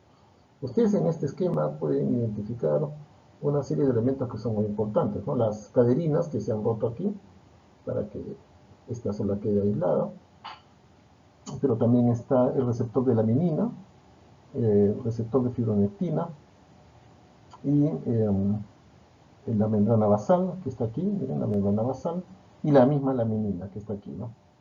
Y el colágeno tipo 4 que está aquí, representado de este color más bien morado, ¿no? Bien, entonces la primera cosa que ocurre es la pérdida de las uniones intercelulares. La segunda cosa que ocurre es la degradación de la matriz extracelular, ¿cierto? Entonces, ¿por qué hay esta degradación? Porque la célula tumoral produce una serie de enzimas, por ejemplo, la colagenasa tipo 4 que produce la destrucción del colágeno, ¿no? La metaloproteasa, ¿no? Que también produce lisis del estroma. Y también el activador plasminógeno, ¿no? Que también estimula una enzima que destruye el estroma. Entonces, estas enzimas van a favorecer que se vaya rompiendo estructuras del estroma. Y la tercera cosa que ocurre es la migración y la invasión. Una vez que el estroma ya está alterado, esta célula puede penetrarlo, y gracias a que tiene también unos factores de motilidad autocrina que permiten que se movilice, ¿no? Y además tiene un receptor de fibronectina, ¿no? Entonces la fibronectina está aquí, debajo de esta zona de estroma, y la célula va hacia la fibronectina, irrumpiendo en el estroma y rompiéndolo, ¿no? De esta forma. Entonces aquí está mencionado lo que hemos dicho: separación de las células tumorales, el resto de la masa tumoral, fijación a los componentes de la matriz, degradación de la matriz y emigración de las células tumorales. Ahora, ¿cómo se diseminan? ¿Cierto? Llegan al vaso sanguíneo, una vez que rompen el estroma, migran hacia el vaso sanguíneo y penetran dentro del vaso sanguíneo y llegan a la circulación. Entonces estas células se agregan, pero también se agregan con elementos de la sangre periférica, ¿no? Como por ejemplo los linfocitos que se ven aquí, o las plaquetas, ¿no? Como se puede ver acá, ¿no? Y conforman estos grupos cohesivos, mejor dicho, estos grupos ahí adheridos unos con otros, ¿no? Se activan los factores de coagulación, favoreciendo la formación de émbolos, y luego que este grupo de células viaja a través del torrente circulatorio, llegan al sitio donde van a hacer la metástasis y luego otra vez salen del vaso sanguíneo, como se puede ver aquí, ¿no es cierto? La extravasación se va a producir y se está produciendo la salida de las células tumorales. Vean que en todo momento hay estimulación de la angiogénesis, como se puede ver aquí, ¿no? Claro, atraviesan la membrana basal, ¿no? Eso lo dijimos hace un momento. Salen a través de esta membrana basal y interviniendo moléculas de adhesión como la CD44, las integrinas, receptores de laminina, etc., ¿no? Y ya en el lugar donde ha hecho metástasis empiezan a proliferar nuevamente. Esto es lo mismo que hemos dicho, no lo vamos a repetir. Quizás sí decir que esta preferencia del lugar a donde van a llegar es por la disposición anatómica. Generalmente llegan al primer lugar donde encuentran el sitio por distribución anatómica de los vasos sanguíneos, ¿no? Generalmente pulmón o hígado, ¿no? Pero algunos tumores muestran tropismo por algún órgano específico, probablemente por la expresión de receptores de adhesión o quimioquinas cuyos ligandos están en las células endoteliales del sitio metastásico. O también pueden existir genes que promueven la transición del epitelio al mesénquima, como son el twist o el SNIDE, ¿no? Bien, vamos ahora a otra parte muy importante que ocurre en las células neoplásicas, que es la evasión de la defensa del huésped, cómo evaden las células tumorales al sistema inmune, ¿sí? Bien, vean ustedes aquí, está la célula tumoral y esta célula aparece, esta célula tumoral, y debe ser detectado por un linfocito T, ¿cierto? Y lo detecta porque la célula tumoral tiene unas proteínas, ¿no?, que están aquí, y también tiene el complejo de histocompatibilidad mayor, clase 1, que muestra el antígeno a la célula tumoral. Ahora, ¿qué puede mostrar? Una proteína mutada, reconocida por linfocito T, CD8, por supuesto, citotóxico, o empieza a sobreexpresar proteínas aberrantes, que también pueden ser detectadas por este linfocito T, CD8 citotóxico, o podría detectar virus oncogénicos, ¿no? Algún producto de virus oncogénico que también es detectado por la célula T, citotóxica CD8 positiva, ¿no? Todas estas son las posibilidades mediante las cuales una célula T citotóxica puede reconocer una célula tumoral y destruirla, ¿no? Y esto es lo que ocurre: el linfocito T citotóxico entonces destruye a la célula tumoral si todo está, digamos, perfectamente bien establecido. Ahora, un antígeno también puede ser presentado por una célula dendrítica presentadora de antígenos, de tal manera que también a la célula dendrítica presentar el antígeno de la célula tumoral, la célula T inmediatamente reconoce la célula tumoral y la destruye, ¿no? Eso es lo ideal. Pero la célula tumoral escapa del sistema inmunitario, tiene tiene un fenómeno conocido como escape de la inmunovigilancia. ¿Qué es lo que hace? Una de las formas en que escapa es simplemente ocultando sus antígenos. Al ocultarlos o eliminarlos, entonces la célula tumoral no puede reconocerla y simplemente no actúa. La célula, el linfocito, quiero decir, el linfocito T ya no puede reconocer a la célula tumoral. Otra forma es desaparecer al complejo de histocompatibilidad mayor, mutar, mejor dicho, a los genes del complejo de histocompatibilidad mayor, y simplemente ya no se procesa el antígeno de histocompatibilidad, ya no está presente, y entonces la célula T ya no puede reconocer a la célula tumoral. Y la otra forma es que, a pesar de reconocerlo, miren, ya se me perdió la imagen, a pesar de reconocerlo, se crea un mecanismo por el cual el linfocito T es bloqueado en su función lítica. Es decir, llega el linfocito T, reconoce la célula tumoral, pero a la vez se liga mediante un receptor y un ligando esta célula T con la célula tumoral específicamente para bloquear su función. Y hay dos formas en que se produce este último mecanismo. Uno es el de tipo CTLA4. Vean aquí la célula tumoral, la célula presentadora de antígeno tumoral, por supuesto, y la célula T. Fíjese cómo la célula T se une al antígeno mediante el complejo de histocompatibilidad. Aquí está el antígeno y el receptor de células T, ¿no? Todo está muy bien. Pero ¿por qué no, a pesar de recibir esta información, por qué la célula T no ataca a la célula tumoral? Porque la célula tumoral induce a la célula presentadora de antígeno para que tenga estas proteínas, que son la B7-1, la B7-2, para que se unan con el CTLA4 de la célula T, ¿no? Miren aquí. Mediante CD28 o CTLA4 se une con estas proteínas de la célula presentadora de antígeno. Y esta unión inactiva la función lítica de la célula T inactiva. ¿Por qué esta célula presentadora de antígeno tiene estos elementos? Porque la célula tumoral induce a la célula presentadora a que se produzcan estos elementos, bloqueando así la función de la célula T. Bien, pero inteligentemente, y sobre todo el CTLA4, ¿no? Este es el más importante, ¿no? El B7-2 con CTLA4. Unidos estos dos, bloquean la función T. Entonces, ¿qué es lo que han diseñado la industria farmacéutica y los investigadores? Pensaron que si rompían esta unión, se podría reactivar la función de la célula T. Y efectivamente eso ha pasado. se han diseñado anticuerpos anti-CTLA4, como se puede ver aquí.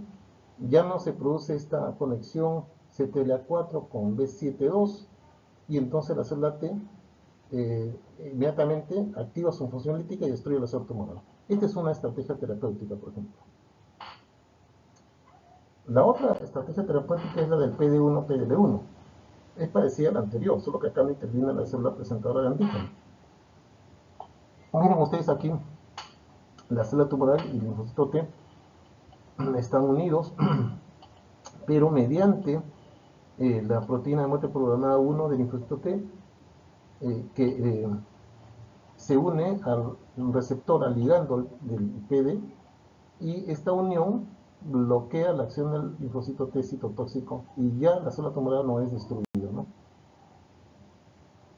Entonces, ¿qué es lo que ha hecho la industria? Ha diseñado una terapia que va contra el PD1 o bloquea el PD1 de tal manera que ya no hay esta unión y de todas maneras el linfocito T puede lisar a la célula tumoral. Estas son las llamadas inmunoterapias que favorecen la acción de los linfocitos T contra las células tumorales. Así que esto es lo mismo en un resumen, cómo se produce el bloqueo del CTLA4 o del PD1 para reactivar la acción del linfocito T contra la célula tumoral. Esto ha dado resultados espectaculares en muchos cánceres en los cuales la muerte se producía en forma rápida. Un ejemplo concreto es el cáncer de pulmón. Todos los pacientes con adenocarcinoma de pulmón o carcinoma escamoso de pulmón morían rápidamente, no llegaban ni al año muchos de ellos.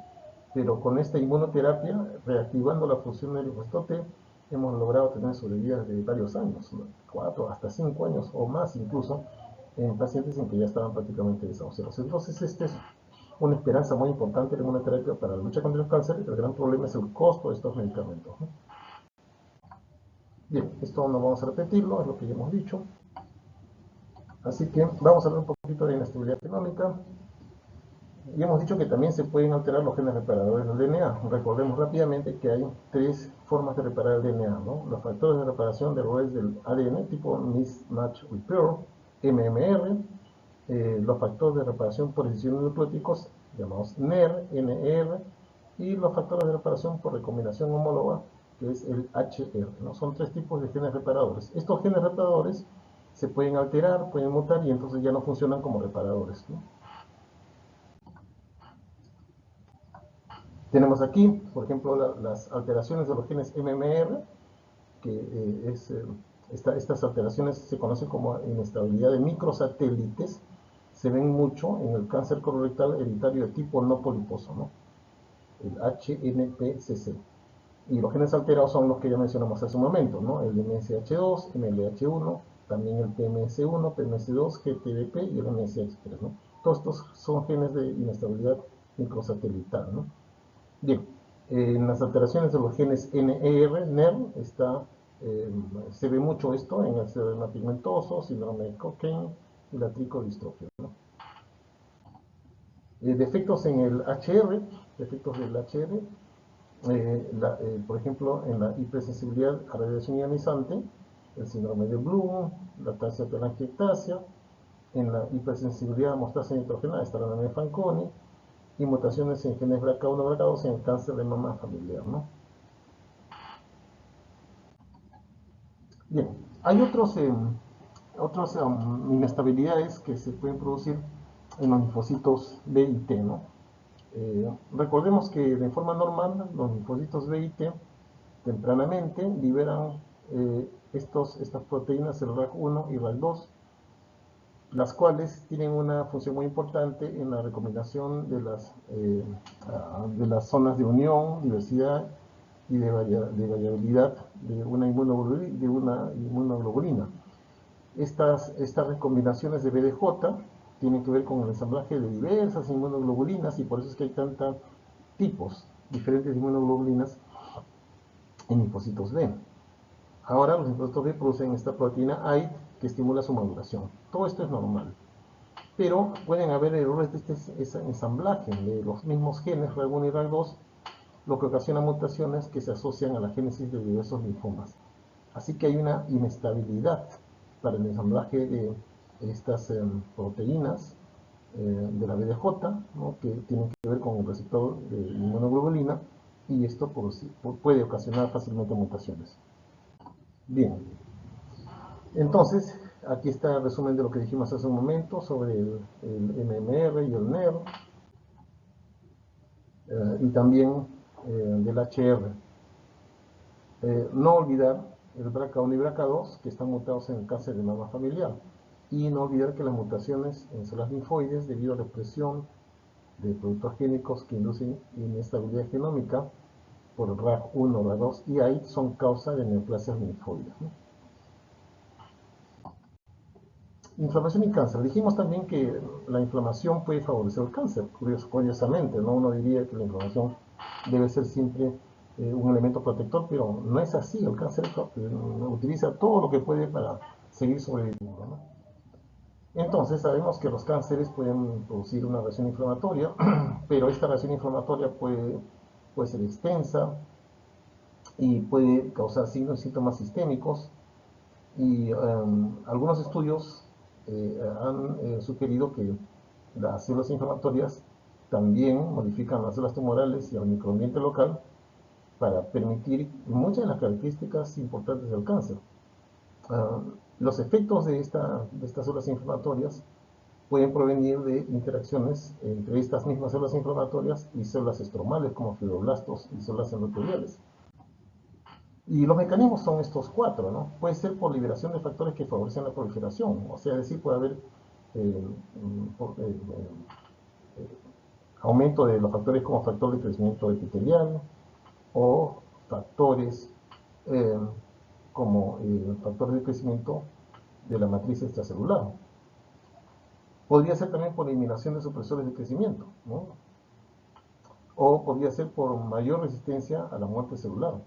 La muerte celular tipo anoikis. Anoikis es un tipo de apoptosis, y entonces se está sospechando que los macrófagos asociados a tumores provienen de este tipo de apoptosis mediante la expresión de moléculas de lesión como las integrinas.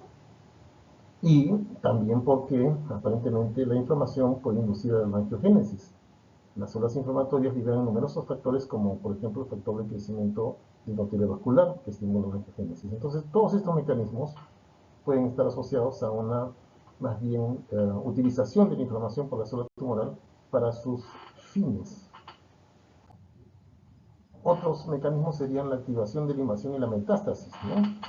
Mediante las proteasas liberadas por macrófagos, que favorecen la invasión de los tejidos al remodelar la matriz extracelular. O sea, como hemos visto nosotros, como la misma célula tumoral remodela a la matriz por sus enzimas, pero vean que también podrían ser por enzimas liberadas por macrófagos, o por factores como el factor de necrosis tumoral o el factor de crecimiento epitelial, que pueden estimular la motilidad de las células tumorales, y estos también son producidos por macrófagos.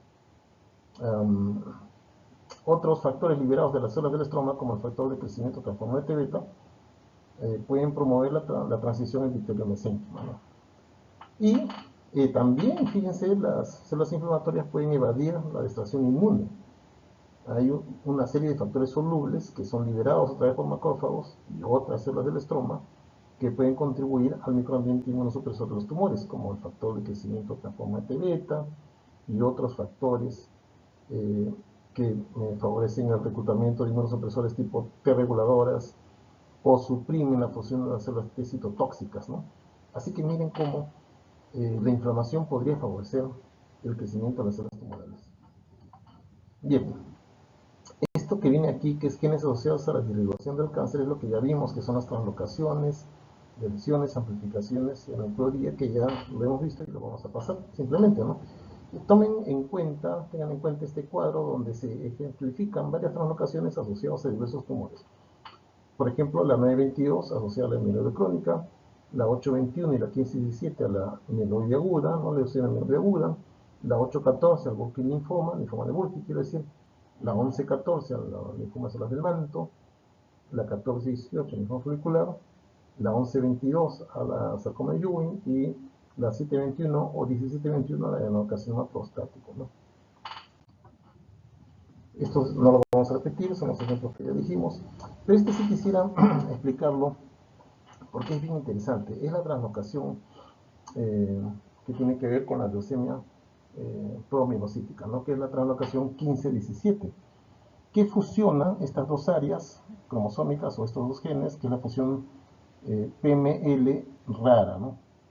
Al producirse esta fusión por translocación 15-17, lo que se produce es evitar la diferenciación de las células hematológicas madre a polimorfonucleares de vida corta. No se detiene la maduración y quedan como células inmaduras. ¿Y por qué sucede esto? Fíjense que normalmente hay un represor del RAR. Esto es lo normal, ¿no?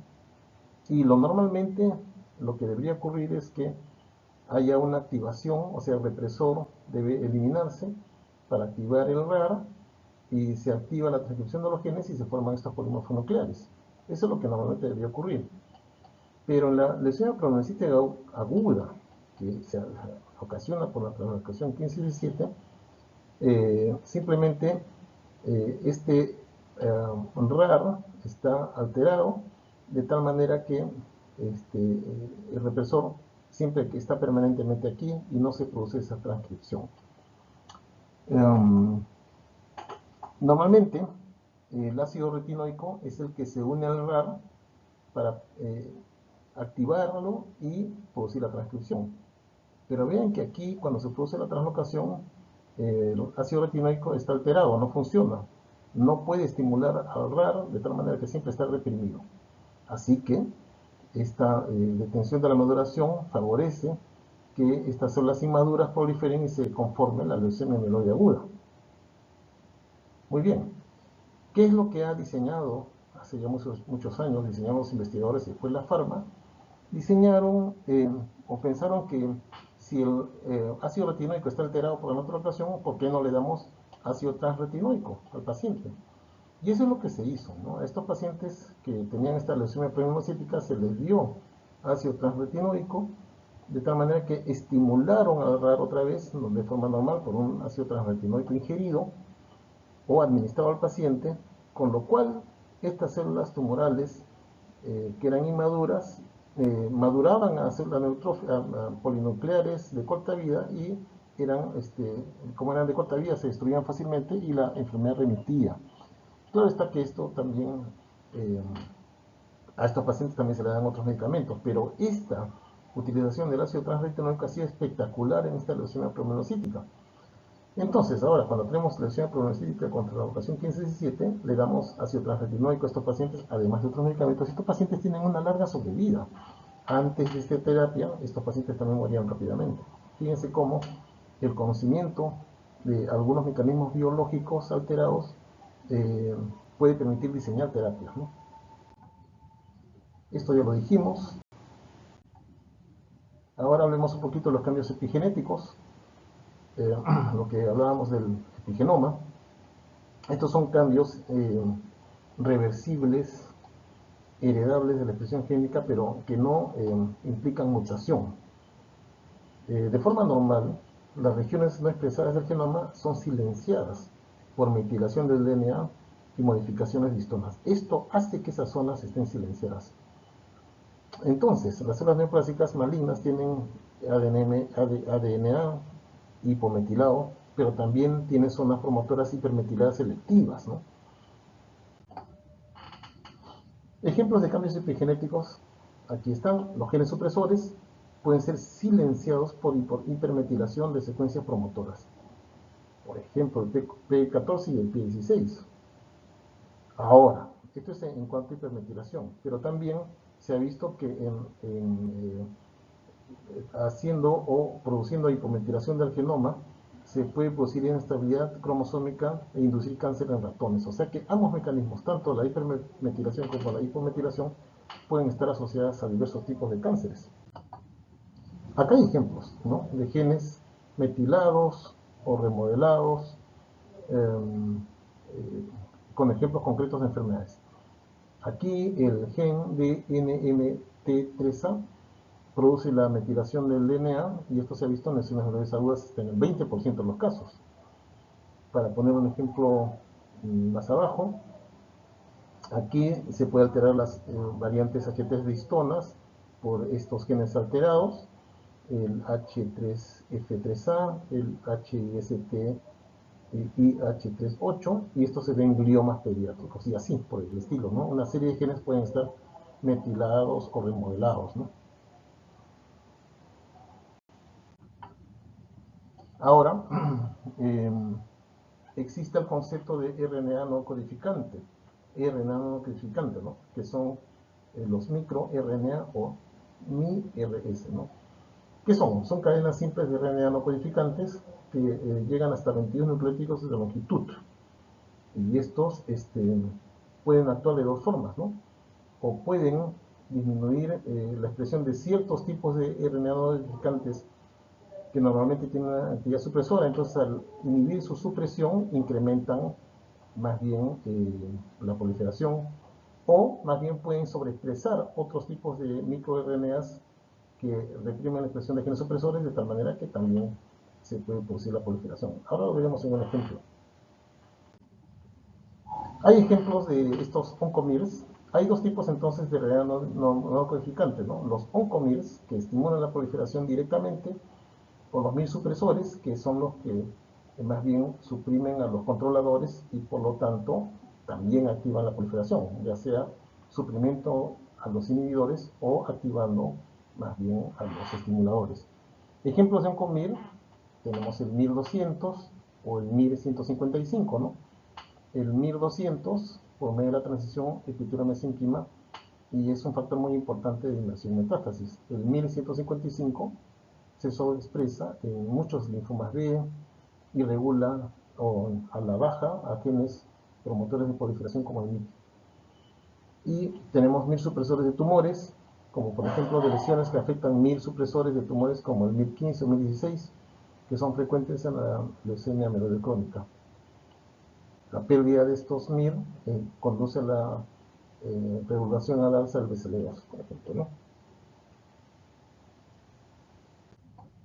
Bien, ahora, existen familias propensas a desarrollar neoplasias poco comunes que tienen defectos en la heterocigosidad arena germinal del gen Diesel. Este gen Diesel codifica una endonucleasa que se requiere para la producción de los MIR. Y esto lo veremos aquí.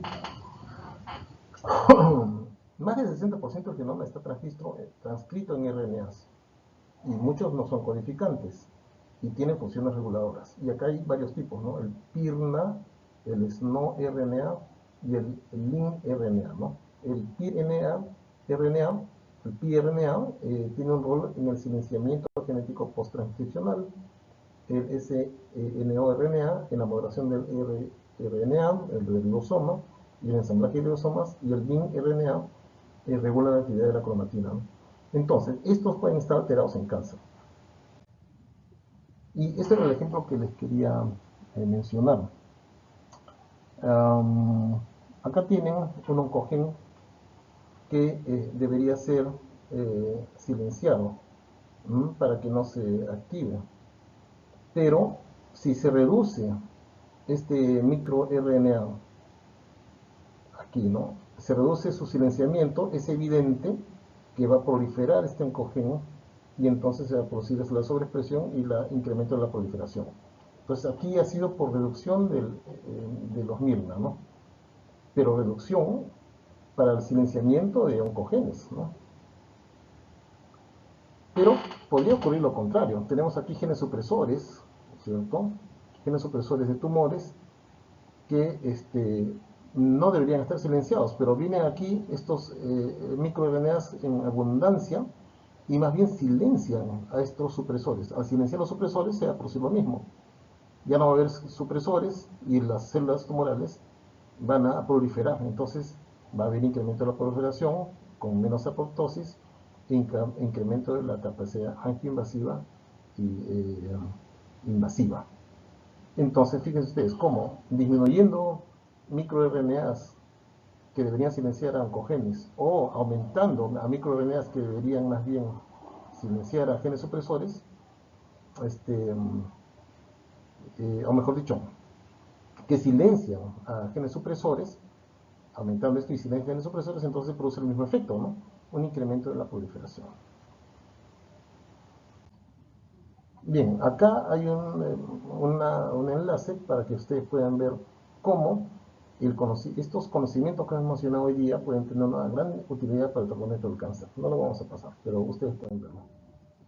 Y hay muchas estrategias antineoplásicas, ¿no es cierto? Vean ustedes, aquí estaban las características de las células neoplásicas y entonces cómo podríamos nosotros ayudar al tratamiento del cáncer conociendo todo esto. Es cierto que hay un interés muy académico en conocer cómo la célula tumoral se altera genéticamente, pero también hay una teoría práctica, no solamente académica, ¿no? Vean ustedes aquí, si sabemos que la inflamación puede promover el crecimiento tumoral, pues podemos utilizar drogas antiinflamatorias, ¿no? Si, por ejemplo, tenemos activación, el mecanismo del CTLA4, pues podemos utilizar anti-CTLA4. Si tenemos que el receptor del EGFR puede estar incrementado de forma normal, pues podemos utilizar inhibidores del receptor del EGFR. Si sabemos que hay una desregulación energética aprovechando la vía del lactato, pues entonces podemos utilizar la inhibición de la glucólisis aeróbica, es decir, la inhibición de la vía del lactato. Y así por el estilo, ¿no? Si hay la utilización de la resistencia a la muerte celular, es decir, a la apoptosis, podemos utilizar imitadores de propoptóticos. Si sabemos que se induce la angiogénesis, podríamos utilizar inhibidores del factor de crecimiento endotelial vascular, o sea, inhibiendo la angiogénesis y así por el estilo. O sea, cada cosa que hemos aprendido hoy día puede ser inhibida para poder controlar el cáncer. Y aquí, en este esquema, se puede ver una serie de medicamentos, ¿no? Como por ejemplo el trastuzumab, que es un anti-ER2-neu, alterado por supuesto, el imatinib, que es un anti-PDGFR, ¿no es cierto?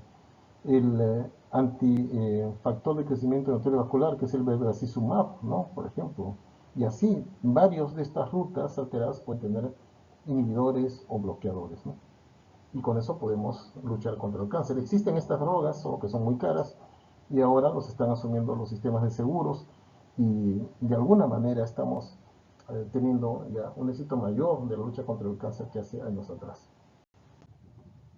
¿Ve? Esto es lo mismo, el nivolumab es el anti-PD1 que activa, por ejemplo, reactiva a los efectos T para que puedan producir su acción de manera adecuada contra la célula tumoral, o sea, activando la inmunidad nuevamente, ¿no? Muchas gracias por la atención y ya nos veremos en clase.